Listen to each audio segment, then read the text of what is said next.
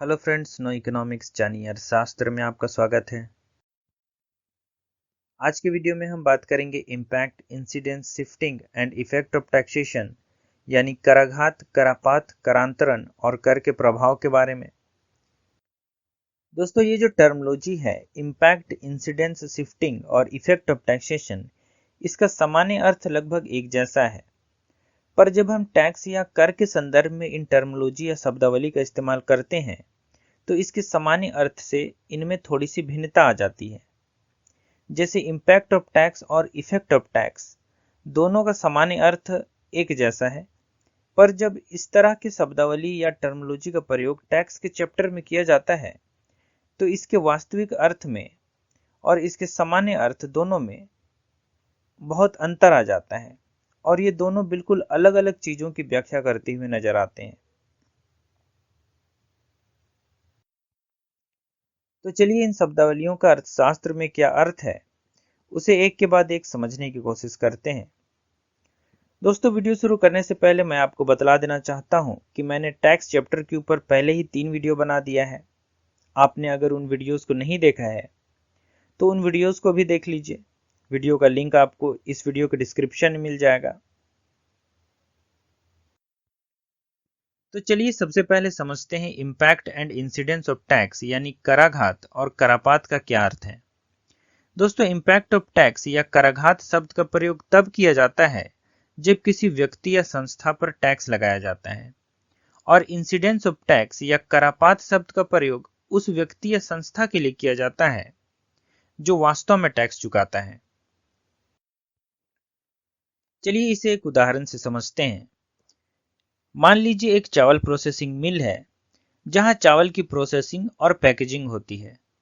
मिल के मालिक को चावल के कुल प्रोसेसिंग और पैकेजिंग के ऊपर एक्साइज ड्यूटी या आजकल जीएसटी चुकाना पड़ता है। जब गवर्नमेंट मिल के मालिक के ऊपर टैक्स लगाती है तो इसे इम्पैक्ट ऑफ टैक्स या कराघात कहा जाता है। अगर मिल का मालिक कर को चावल की कीमत में जोड़कर होलसेलर को बेच दे और होलसेलर रिटेलर को और रिटेलर अंतिम उपभोक्ता यानी कंज्यूमर को, तो अल्टीमेटली कर का सारा बोझ बढ़ी हुई कीमत के साथ कंज्यूमर को उठाना पड़ेगा। यानी इंसिडेंस ऑफ टैक्स या करापात या कर का अंतिम बोझ उपभोक्ता पर पड़ेगा।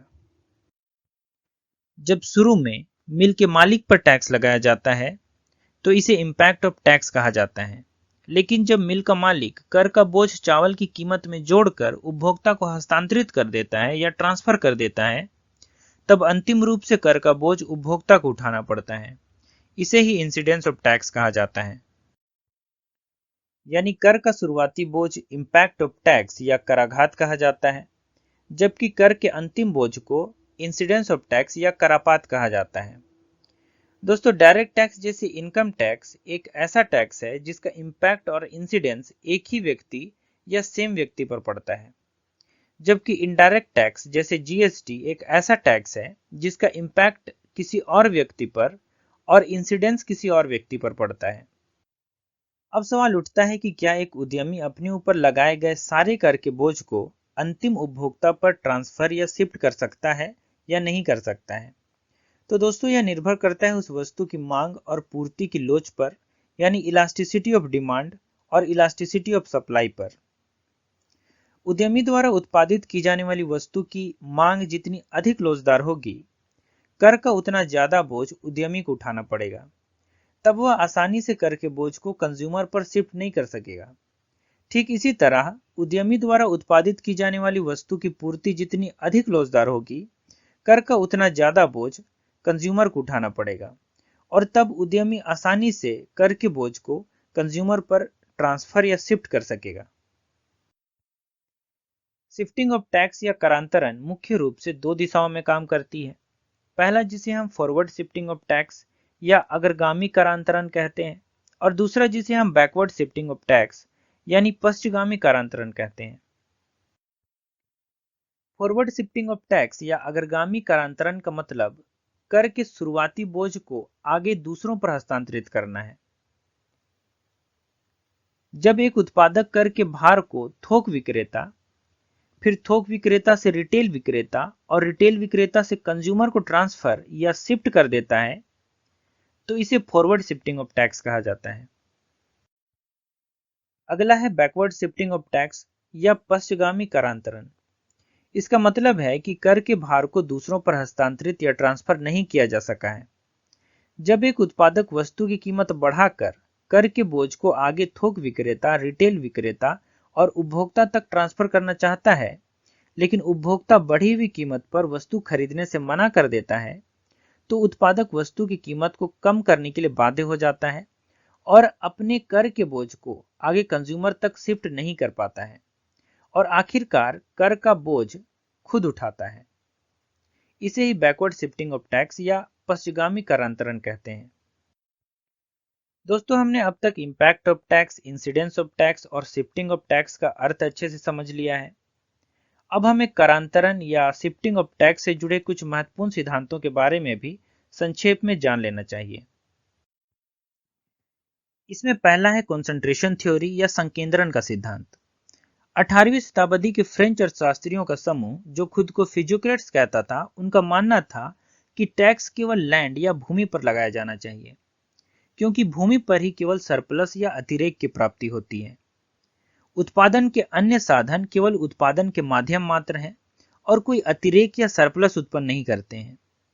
यदि भूमि के अलावे उत्पादन के अन्य माध्यमों पर टैक्स लगाया जाता है तो टैक्स शिफ्ट हो जाएगा और कर आखिरकार भूमिपति को ही चुकाना पड़ेगा। इसलिए उत्पादन के अन्य साधनों पर टैक्स लगाने के बजाय सीधे लैंड या भूमि पर टैक्स लगाया जाना चाहिए। यही concentration theory of tax shifting है। दूसरा है डिफ्यूजन थ्योरी या विसरण का सिद्धांत। इस सिद्धांत के अनुसार जिस व्यक्ति पर टैक्स लगाया जाता है वह असल में पूरे कर का भार कभी नहीं उठाता है और कर का भार दूसरे व्यक्तियों पर अपने आप हस्तांतरित हो जाता है और इस तरह से पूरी सोसाइटी एक दूसरे के कर के भार को उठाती है और कर के अंतिम भार या इंसिडेंस ऑफ टैक्स से कोई बच नहीं सकता है। यह सिद्धांत परफेक्ट कंपटीशन और साधनों की पूर्ण गतिशीलता की मान्यता पर आधारित है।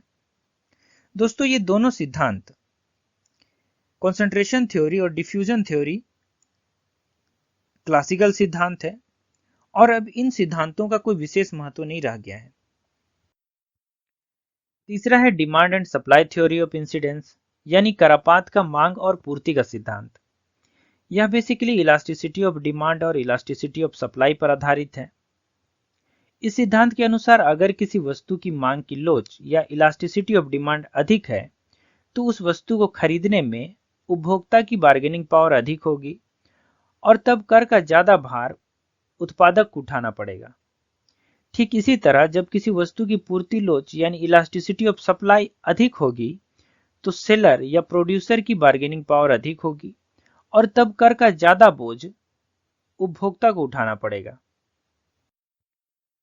दोस्तों, इंपैक्ट ऑफ टैक्स से इंसिडेंस ऑफ टैक्स तक की पूरी प्रक्रिया, जिसे हम शिफ्टिंग ऑफ टैक्स कहते हैं, इसमें सबसे इंपॉर्टेंट सिद्धांत demand and supply theory of incidence ही है।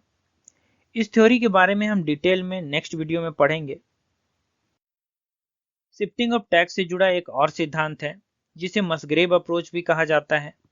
यह सिद्धांत राजकोषीय नीति या फिजिकल पॉलिसी में परिवर्तन से टैक्स स्ट्रक्चर में होने वाले परिवर्तन पर आधारित है।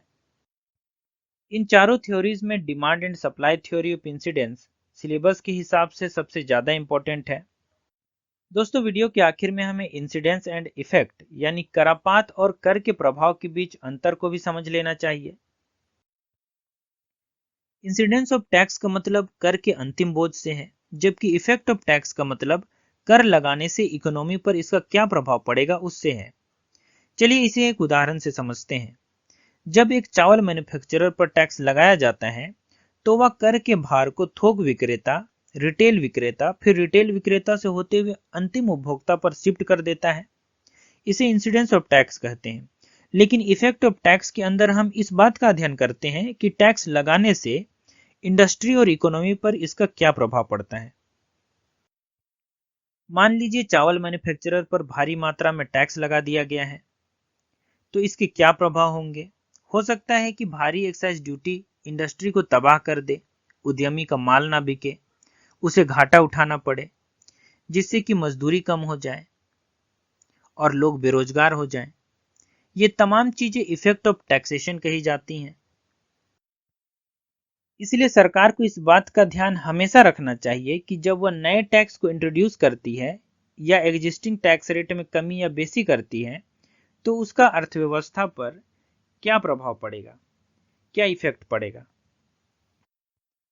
दोस्तों आज के लिए बस इतना ही। नेक्स्ट वीडियो में हम demand and supply theory of incidence पर विस्तार में चर्चा करेंगे, जिसमें हम देखेंगे कि इलास्टिसिटी ऑफ डिमांड और इलास्टिसिटी ऑफ सप्लाई कैसे शिफ्टिंग ऑफ टैक्स को प्रभावित करती है। उम्मीद करता हूं कि वीडियो आपको पसंद आया होगा। वीडियो अगर पसंद आए तो इसे लाइक कीजिए, शेयर कीजिए और चैनल को सब्सक्राइब कीजिए, क्योंकि जब भी आप चैनल को सब्सक्राइब करते हैं इससे हमें बड़ी प्रेरणा मिलती है नई वीडियो बनाने में। वीडियो देखने के लिए आपका धन्यवाद।